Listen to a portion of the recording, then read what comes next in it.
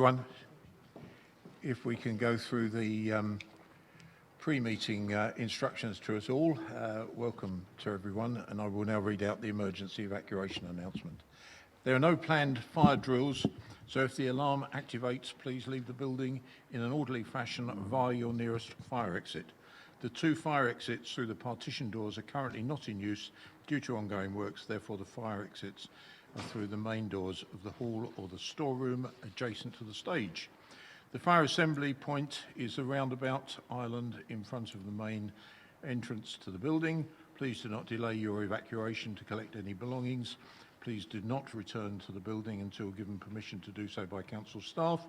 Please note that the meeting will be audio recorded. Please switch off mobile phones or turn to silent, please.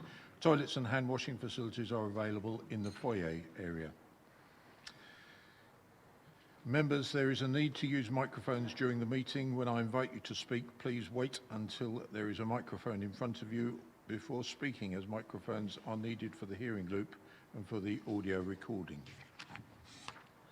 Members of the public, while you are, of course, entitled to film or take photographs during this meeting, can I please emphasise to you that this should be done without disruption to the meeting and can only be done from a designated area in the public seating.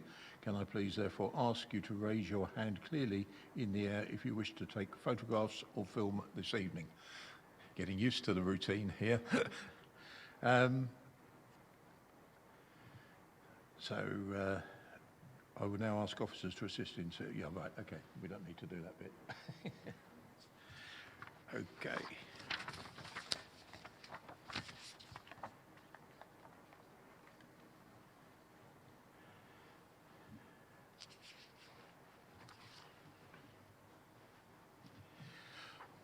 Members and members of the public, good evening and welcome to this meeting of the Executive on Tuesday the 6th of December 2022. Apologies for absence. The only apology that I've received is from Councillor Mike Webb. Moving to item 2, non-members attending, I can see Councillors Shaw, Councillor Hoy, Councillor Foster and Councillor Stanley. Thank you very much indeed for attending here tonight, and other members of the public. Thank you.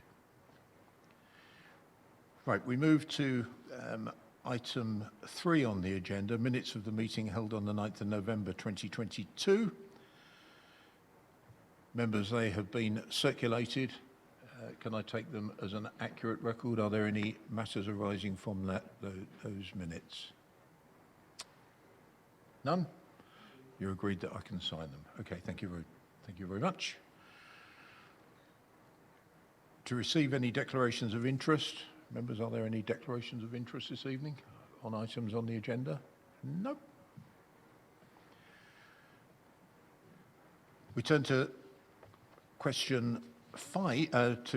item 5, which is questions on notice from councillors. Members, there are 3 questions that have been brought to my attention this evening. And all 3 questions, and I think the maximum you're allowed at an executive, have all been taken by Councillor Stanley. So if I can invite Councillor Stanley perhaps to come to the seat here and have a microphone in front of him. And if you would like to pose your first question, please, Councillor Stanley.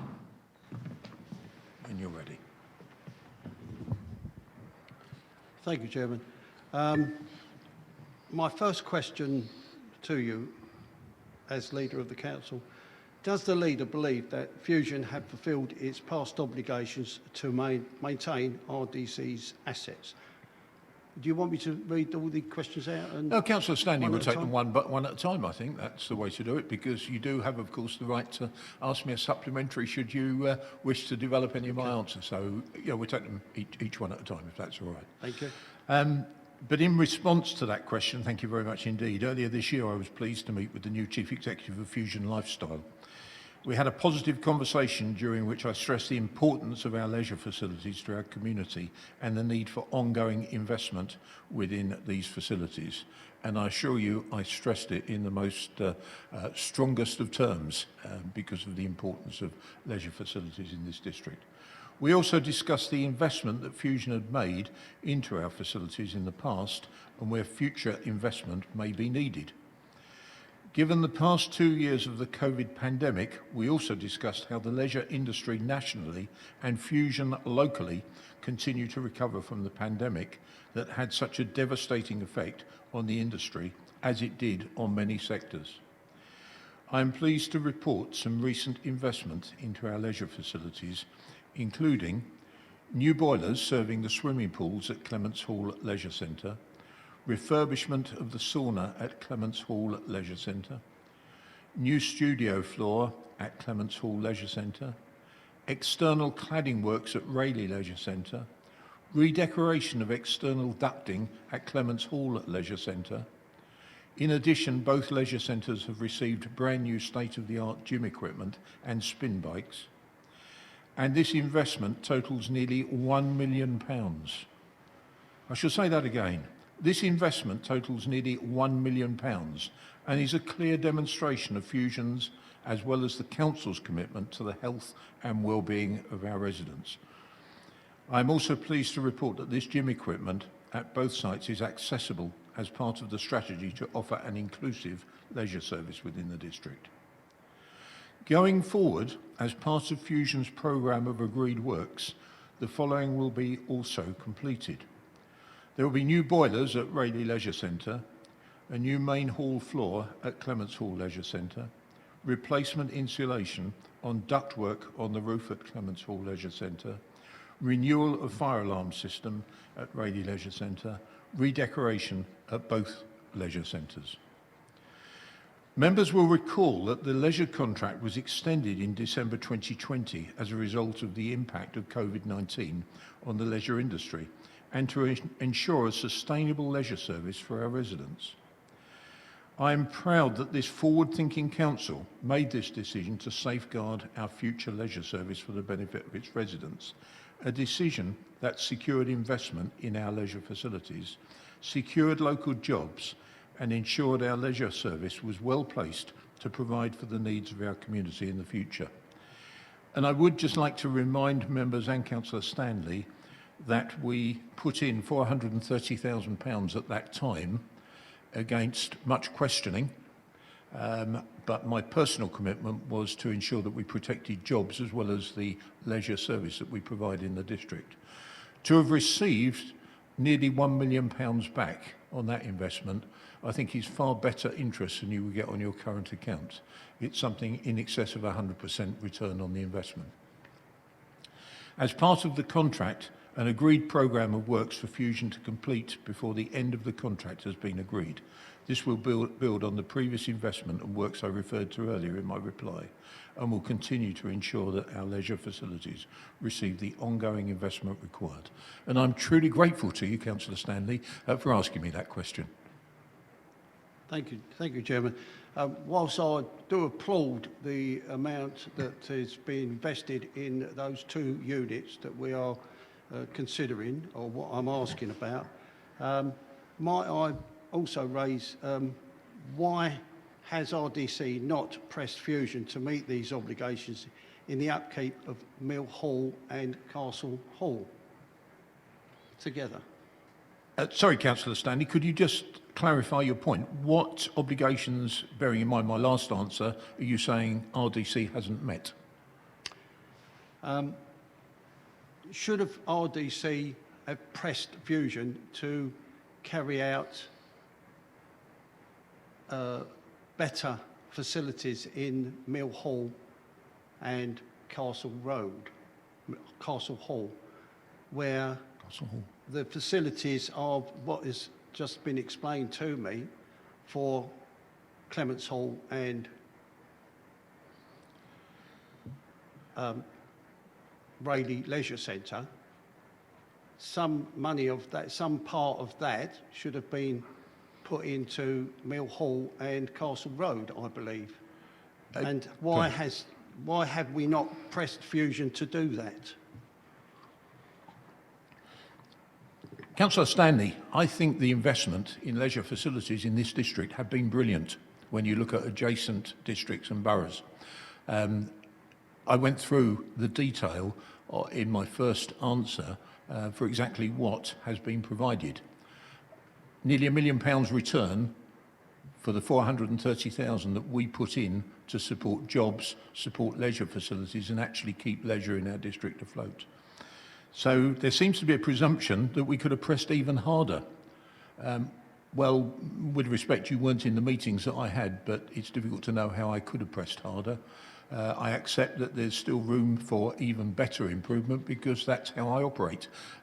You know, I always look for the next level of improvement because we should never be complacent with that. So if you're alluding to the fact of, do I think we can do more? Yes, I will always push for more. But in terms of the investment by Fusion, I think it's been absolutely brilliant. But you have to remember, other buildings we took out of the Fusion contract, or, you know, we mothballed this building, for example. We mothballed Castle Hall and we mothballed Freight House while we concentrated on the leisure providers in the district. I don't know whether you've got another question you want to ask me. Yes, just the last one. Yeah, sure. With the asset delivery programme, has included the requirement for Castle Hall to be disposed of. Has this now changed, as the leader has said, if you don't use it, you lose it? Right, I think my reference, I think I'm being misquoted. I think my reference to use it or lose it was specifically to this building.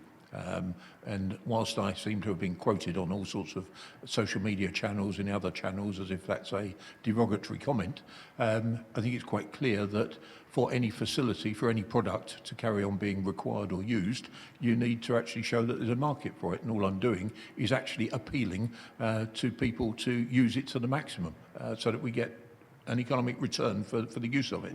So I don't quite know why mischief has been made of my use it or lose it comment, but I repeat it. I stand by that comment. To be absolutely clear, Castle Road has never been part of the asset delivery programme. I don't know why it keeps coming up as being mentioned as if it is. I've said repeatedly, it is not part of the asset delivery programme. It's managed under the Council's leisure contract. It is currently mothballed following a decision of the Executive in December 2020 as a result of the impact of COVID-19. The Council will continue to explore the options for alternative commercial or community use for Castle Hall, and that remains our position. But my determination, my personal determination, is to make this building work and be an example of excellence in Rayleigh, as it is to make Freight House an example of excellence in Rochford.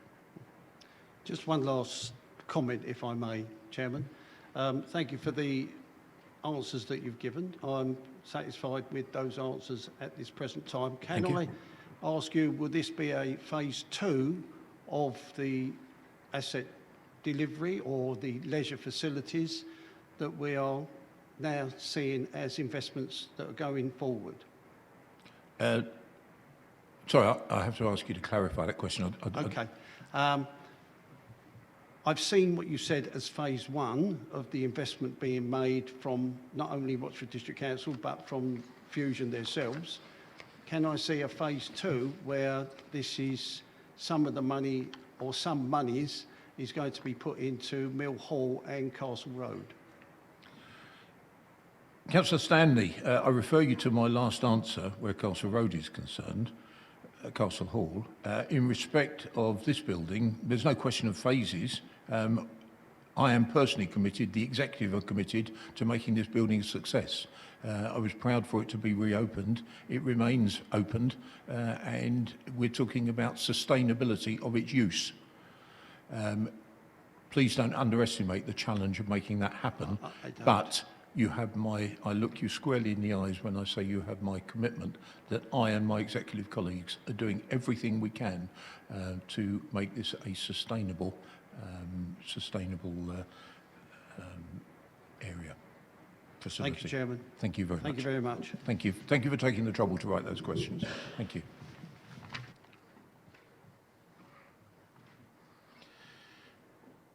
Right, we move on to matters referred to the executive and reports from other committees, and there are none.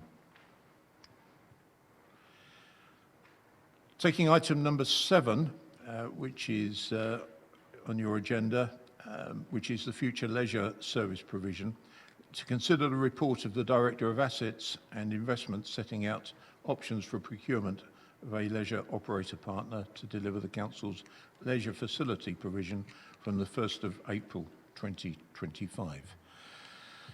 I'll start by saying, members, that as Councillor Webb is not attending this evening, I will be introducing this report as leader.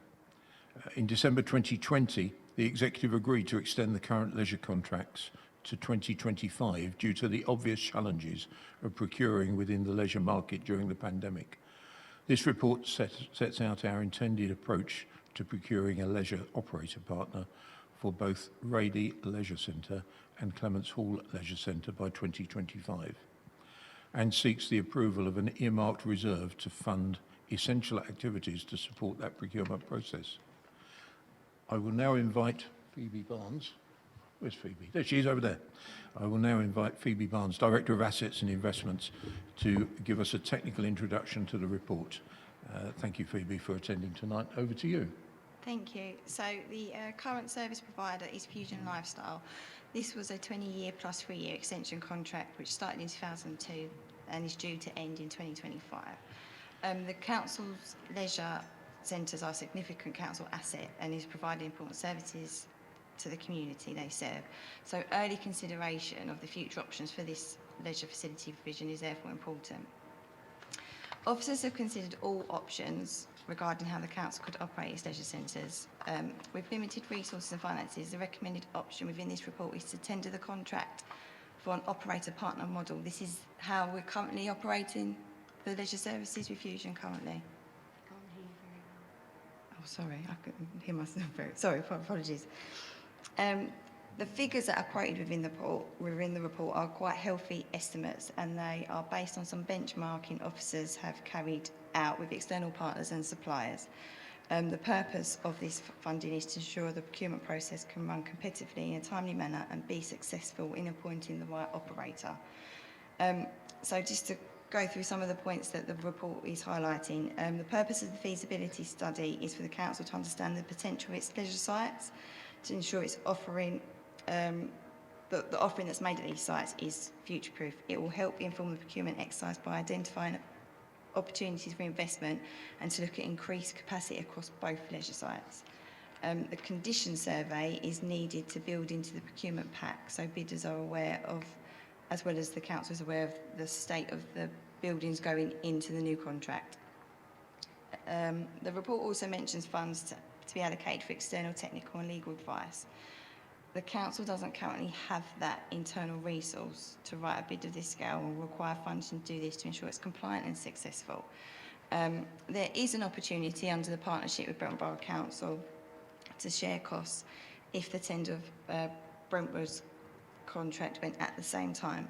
Just to highlight that Brentwood haven't made that decision yet, their own governance decisions yet around that. So therefore, any decision that Brentwood makes would obviously be reported back. So kind of the total funds identified for this report, it is an investment. We're looking for the new contract to either save money for the council or to try and be a commercial contract where we're looking at a profit share with the new provider. So the council's receiving either some revenue, some savings, as well as a high quality leisure service provider in the borough as well. Thank you.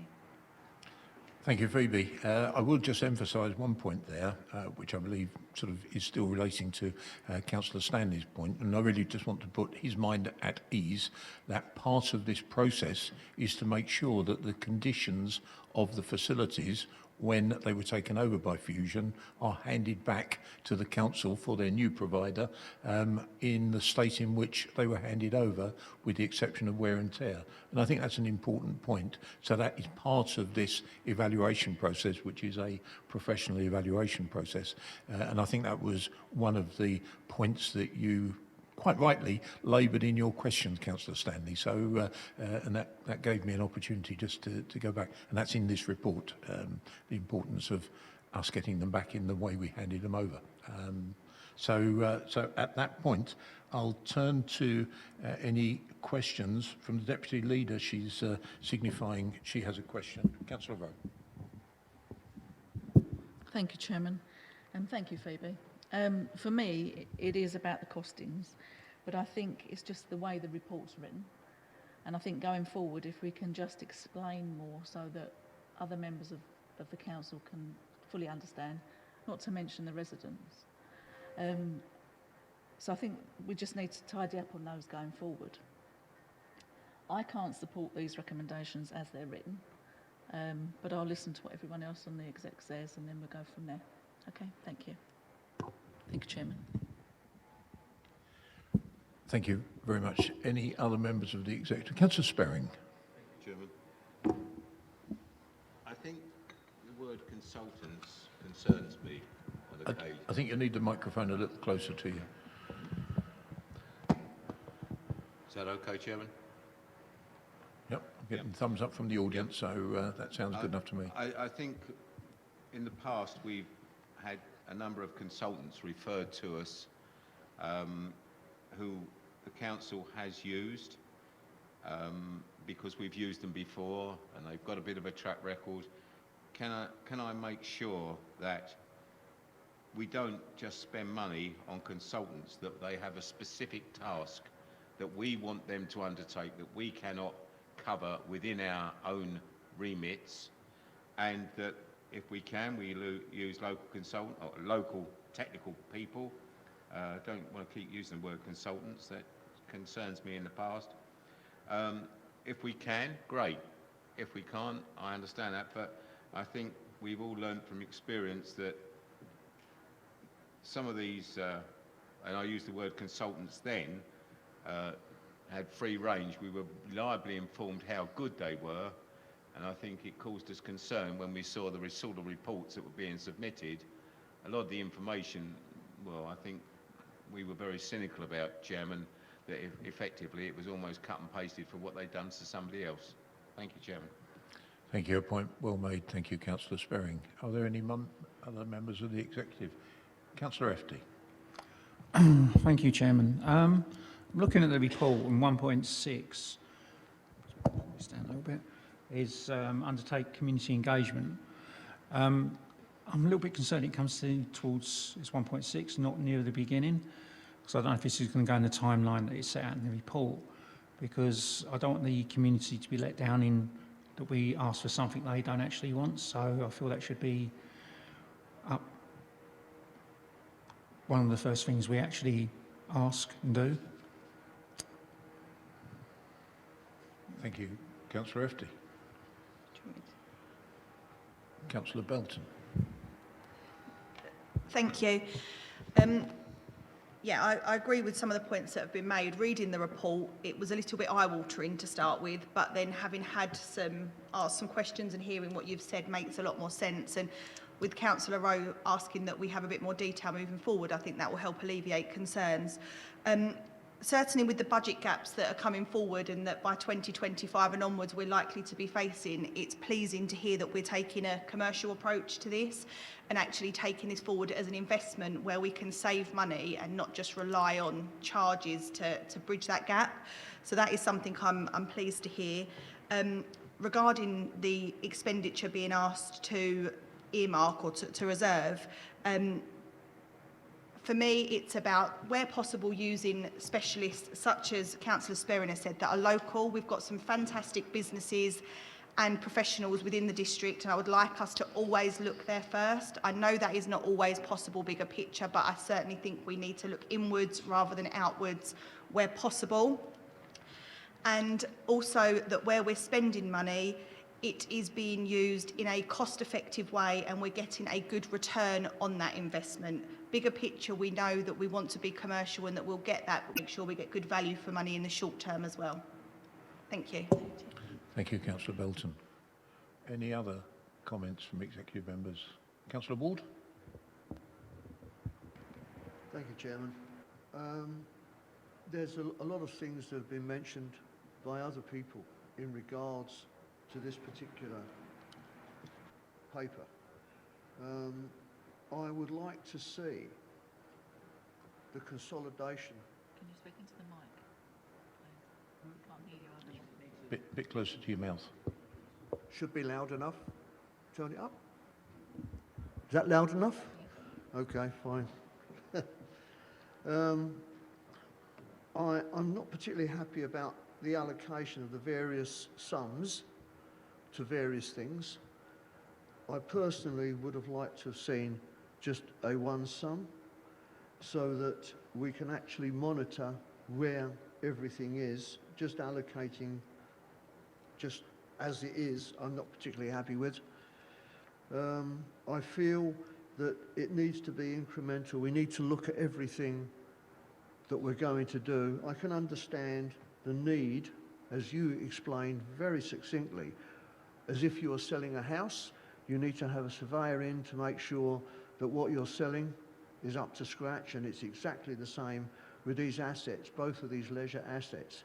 If we're offering them out to a new tender, a new user, we need to make sure that they are being offered at the best quality and the same as we offered them out originally to Fusion. So that's a very important factor to make sure that Fusion actually put back into these two sites how they receive them. I think my colleagues have covered most everything.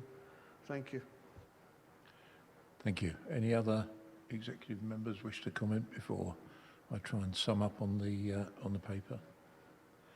I mean, certainly when I first saw this paper, there were certain aspects, and you know, it's healthy to have briefing representation from other members, and feedback that I have received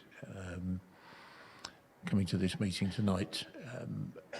I spoke to officers at length, and I will go through my following comments, and with comments and points that have been made tonight, very eloquently made, there are some new recommendations that I should be looking for a seconder for, because I think anticipating, and thank you for setting out the various points, given what I understood was the feeling, I think that may allay some concerns. Councillor Rowe alluded to the various recommendations in the paper. So I'll go through, and I'm sure that you'll agree with me that it's absolutely critical that we have a robust procurement process and we eventually get the right partner in place. You know, that is key to these facilities in a commercial and sustainable way. Whilst the upfront investment in this process may seem large, and it is, it will ensure that we are able to achieve the best outcomes for the two sites and the users of the facilities. We should very much see this as pump priming investment to ensure there is due diligence, and where having the right contract in place will provide as many benefits, including financial, in return. There may also be an opportunity to share some of these upfront costs with our strategic partner, Brentwood Borough Council, as they consider their leisure contracts, subject, of course, to their own decision-making process. So the reserve we're talking about will enable us to engage sector experts to undertake a feasibility study which will set out the opportunities for the facilities within the current and future leisure markets and identify the capital costs of any required refurbishment works. This will ensure that we can deliver ambitious and viable outcomes for the sites. Complete a current building condition survey which will ensure that we are able to maximise opportunities with potential operators, and ensure that we follow the correct procurement and contracting processes specific to this type of service area. And I make the point, and this is really new from where we were 20 years ago with this contract, is we're really looking for operators that have much greater commercial awareness to give us a return on the investment so that we're not constantly putting money in. And that is the clever part of the procurement process, so that we actually get a return on the buildings, return on our investment. So with that in mind, I'm happy to propose the following recommendations, which I've adjusted slightly or considerably, whichever way you like to look at it, from those in the report to give greater clarity and member oversight to ensure ongoing portfolio holder involvement in the process. And I will go through each recommendation in turn, and we will vote after each recommendation. And I go to 1.1, and that is to undertake the required work in consultation with the leader of the council and portfolio holders responsible for finance and leisure to procure a leisure operator partner to deliver the council's leisure facility provision from the 1st of April 2025, when the current contract ends. First of all, do I have a seconder for that recommendation? Councillor Rowe, thank you for that. In that case, members, can I ask for those in favour of the recommendation to indicate with a show of hands, please? That is unanimous. And likewise, I move to recommendation 1.2 to agree an earmarked maximum reserve of £100,000 to fund the necessary activities set out in the report to support the procurement of a leisure operator partner. Any spending against this reserve will be agreed by the leader of the council and the portfolio holders responsible for finance and leisure. Again, do I have a seconder for that recommendation? Councillor Ward, thank you for that. And members, can you indicate by a show of hands if you agree with that recommendation? That too is unanimous. I move on to item 3, 1.3 I mean, and the recommendation there is to undertake a community engagement process to support the procurement of a leisure operator partner involving the relevant portfolio holders. And again, I'm looking for a seconder, please. Councillor Belton. Thank you. And again, I'm looking for a show of hands if you agree with that recommendation. And that is unanimous. And we move finally to my proposed recommendation that progress with the procurement is reported back to the executive via portfolio holder updates, and that any further decisions required by the council's governance arrangements are brought to the executive for agreement. Again, do I have a seconder? Councillor Spearing, thank you for that. And finally on that recommendation, can I please have a show of hands if you support it? And finally, unanimous. Thank you very much indeed, members. Right, we move to agenda item 8, which is an update on the cost of living crisis.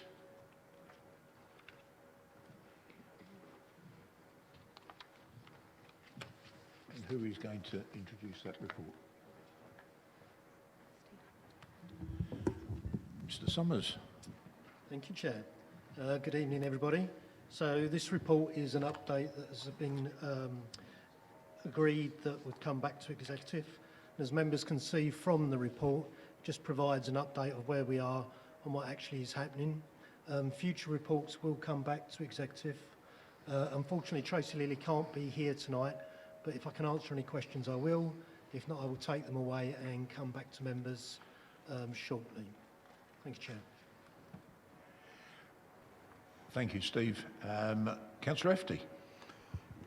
Just a quick question, Steve. On 3.5, there's been a collaborative working group has been established. Has there been any reports back on that and what's happening with that, other than a very general what's been put in the report here? Only in terms of them getting together and sharing data. The two task and finish groups hopefully will provide us much more information. I will check with Tracy Lilly and come back to you though if there's anything more that I can share with you at this stage. Okay, thank you. Any other questions? In that case, I will turn to the decision being recommended, and that's at 1.1, that the update on the cost of living response and work of the cost of living working group be noted. Is that noted, members? Thank you very much.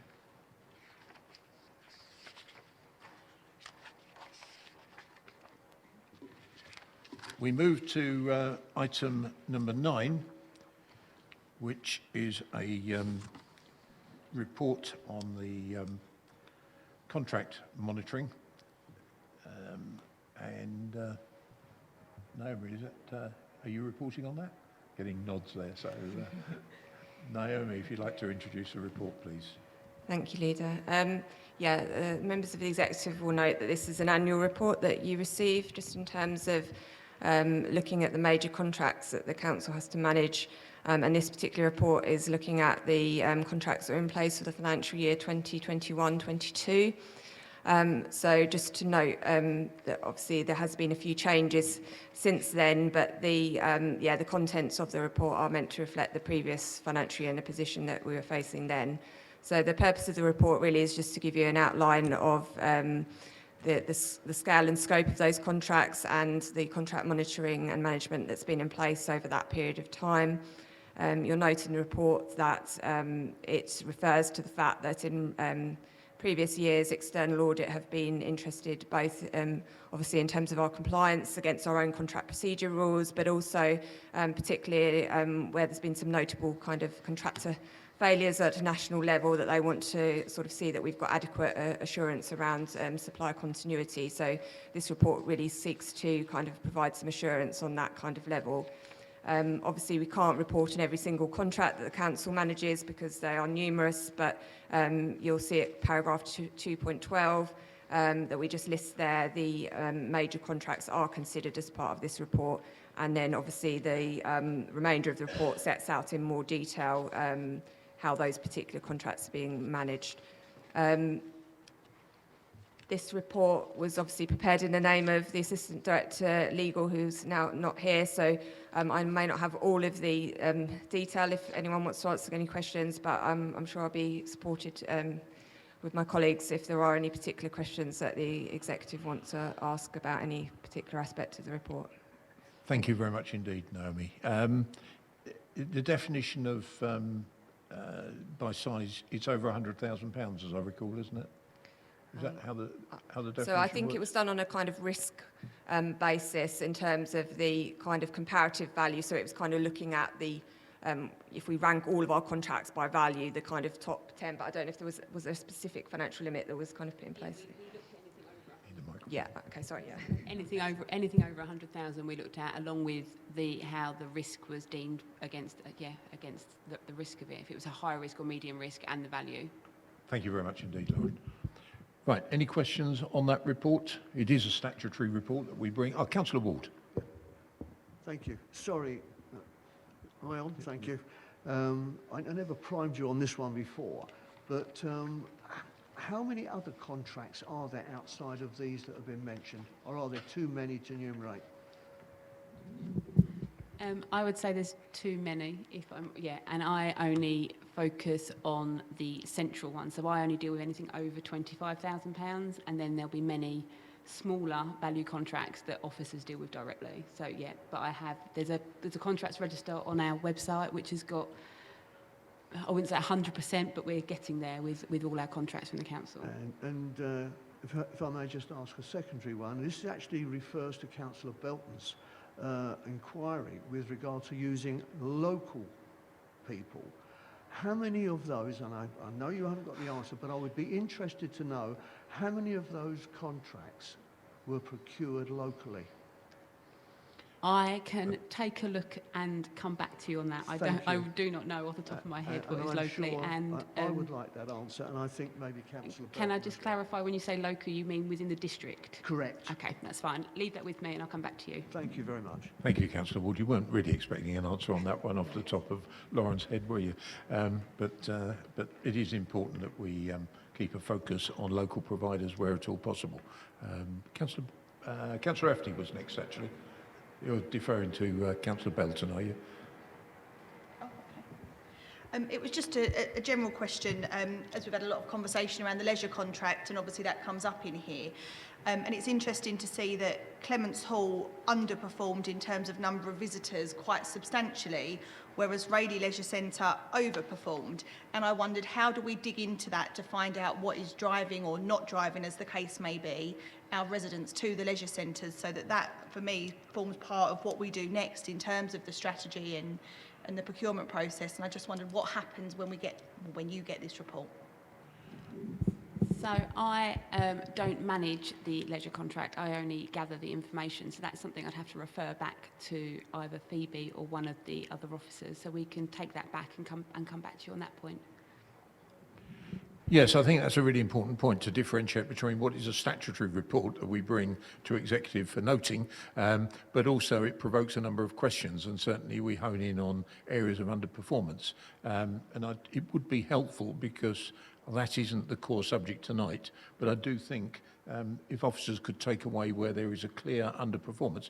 I'm sure some of it is to do with COVID and the return, but a bit ironic, over the same period you get a really good return at Rayleigh Leisure Centre, which is pleasing to see, and not so good, and we need to learn lessons from that. So it's a bit outside the scope of what we're doing in terms of looking at the contracts, but it's an important sort of aspect that comes to the fore. Councillor Belton. Just to come back on that, exactly, for me it's equally as important to find out why things are not working as to find out the things that are working, so that we can transfer those methods elsewhere if possible. Thank you very much. Councillor Efty. Believe it or not, it's exactly the same question I was going to ask. Really? So I've had my answer. Thank you.